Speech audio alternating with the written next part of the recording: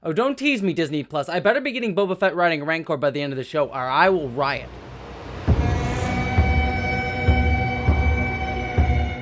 Hello, interwebs! Welcome back to my review of the latest episode of Star Wars: The Book of Boba Fett, Chapter 3, The Streets of Mos Espa. I don't know what I was going for there, but there you go. I actually didn't catch that the titles of the episodes are actually right after the chapters in the title splash screen, so I just weirdly missed that last week. But regardless, I got it now. So as per usual, I'm going to do my spoiler-free thoughts, and then we're going to get into spoilers in just a moment. But staying spoiler-free, this episode was a kind of much shorter one. It seemed to come and go pretty dang quickly, which is weird because these Disney Plus variable runtimes kind of just throw me every single time, because I don't know if I'm in for an hour-long episode or if I'm in for a 30-minute thing. It's just very strange. But regardless, this one was much more of a place-setting episode. It felt like it was trying to get all the pieces onto the board for the last half of the show and really sort of set up the stakes and all the final players that we're going to need going into what's going to be hopefully the last piece of this. And also, I feel like this episode addressed one of the criticisms that I think people were feeling from the first two episodes, in that it was kind of overly reliant on the flashbacks. Now, I kind of personally liked the flashbacks of the last two episodes, but I know I saw a lot of you in the comments being kind of frustrated, being like, I wish this would just progress the actual present-day storyline because I don't really care as much about the past stuff. Which, again, I totally understand. It worked for me, but I understand people being a little bit frustrated with the sort of slower pace of the main plot of the series that we kind of all were told that we were going to be investing in when we bought into this show.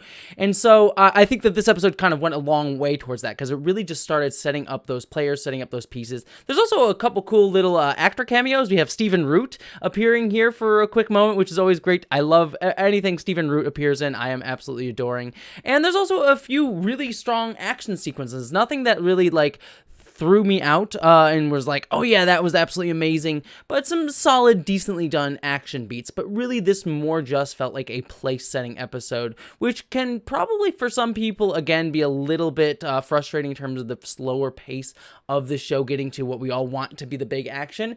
But given what this episode kind of teases here and there, I feel like they're really setting up this stuff. And personally, for me, I'm really enjoying the different politics and politicking that's kind of going on within a lot of this episode's setup. And a lot of the characters are just very good at weaseling with their words around Boba Fett, who's much more of a straightforward, just going to state what he wants. And so I like this sort of badass guy who's trying to just be straightforward and say what he wants, and having to deal with all this politics that he's not really equipped for, that I thought was just absolutely cool to see, and personally a taste of mine that I really liked.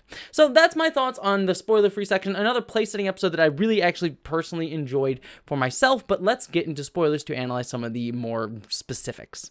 So the opening of this episode just has Fennec and Boba Fett meeting with one of their sort of droids to kind of go over, again, the politics and setting up of what's going on in the city of Mos Espa right now. We have basically three families that kind of control the different area that were set up after Jabba the Hutt died. And so I'm sure we're going to be getting into the next few episodes with Boba having to go and make alliances with these different families. I wish we had gotten to see them a little bit in this episode, but we're sort of getting the explanation here, which is a little bit telling, not showing, a bit frustrating on that end. But then we get Stephen Root showing up, and I again, loved Stephen Root kind of having this politicking voice coming in here and being like, well, they're disrespecting you. It's a disrespect to you that these kids are coming in and stealing my water and things like that. And sort of that, sort of playing his word games in order to get Boba Fett to side with him. And Boba Fett kind of seeing through that a little bit, because he goes and talks to these teenagers, which again, these little droid, half-droid teenagers just being yeah, we're rough and tumble.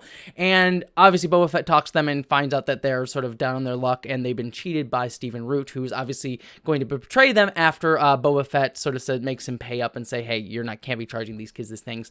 And so the kids join Boba Fett's side, which is very similar to how we saw him do with the sort of pig Boba Fett guard creatures, because in the first episode we had him sort of share kindness with them, and then they immediately save his life later on the episode. Same thing happens here, because these kids save Boba Fett from the Wookiee guy who works with the twins, who is Chrysanthemum. I know he's from the extended canon of Star Wars, the comics and stuff, but I cannot say this Wookiee's name, but he's badass and he's cool. And we get a fight sequence with him showing up trying to assassinate Boba, but these teenagers sort of prevent him. And so it's interesting interesting kind of like repeated structure here where we see Boba being like, I'm going to show kindness to a group of people. They're immediately going to save my life. And it's sort of like reinforcing this idea of Boba Fett reaching out and sort of creating a community and like a sort of more alliance-based idea that we see his character sort of leaning on and sort of building up connections that eventually just pay back and save his life going forward. And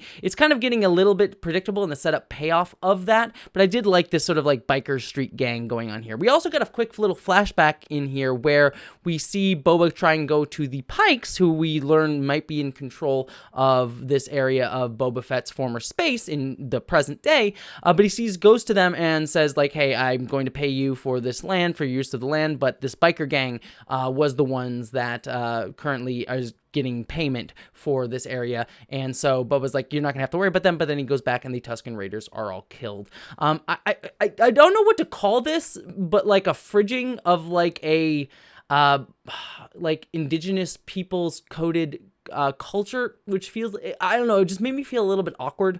The moment's like, oh, we had this whole culture that sort of taught Boba, and then now they're just sort of fridged, kind of like in episode 2 of Clone Wars for different reasons, but like they're kind of fridged for his development, and they were again coded as like not specifically a culture of indigenous people, indigenous American people, but it still kind of had that sort of white savior thing to it. So if I don't know, it just rubbed me a little bit the wrong way on that. So I was like, it's not the worst thing, but clearly it's setting up a revenge tale with him going after the biker gang going into the future, and also setting up learning a little bit more about the Pikes going on here. But then the twins in the present day show up, the two Hutts, and they're like, we're piecing out of this. You got our you're our Wookiee guy, and we learned that the Pikes have laid claim to this, so we're out, and they gift him a Rancor and Danny Trejo, presumably, as the Rancor's trainer, which was just a little fun cameo that I kind of enjoyed seeing Danny Trejo just randomly pop up in this show. There's just a bunch of cool little cameos here, and so I get this idea that the mayor also may have something to do with this going on as well. And so we get a quick little scene with Danny Trejo teaching Boba Fett how to, show a Rancor. And I love this, like, again, the subversion of what we knew about Rancors. We saw Rancors as these, like, big beasts, these evil things that just want to destroy. And there's sort of a deconstruction of that. It's like, no, Rancors are actually very emotionally complex creatures. And actually, if you show them respect, they'll give you even more power. Because, again, I want Boba Fett riding a Rancor. Again, feeding this overall idea that the show is just kind of reinforcing over and over again about, like, if you actually show respect and kindness, then you'll actually get that paid back tenfold. So again, that repeated theme here just being shown in the Rancor, which again, I'm sure is setting up for something pretty awesome down the road. But then Boba Fett goes with his teen groups to go confront the mayor, who is not there, and runs the sort of his second in command runs away. There's a fun little chase sequence that's just like kind of stereotypical. It has like all the chase scene sequence like tropes of like they run into a food cart, they run into a painting. It's all the exact tropes, nothing particularly special. I was sort of like waiting for it to go by, and then they catch the guy and says that the mayor is working with the Pikes, who eventually show up and are ready for a battle. So again, that sort of brings us out to the end of the episode, and so I will say overall, again, place setting episode, nothing terribly exciting, but I did enjoy seeing like how this politics is getting a little bit more complex interwovenly throughout here. So overall, a solid episode, not one that blew me away as much as I think I enjoyed the first two.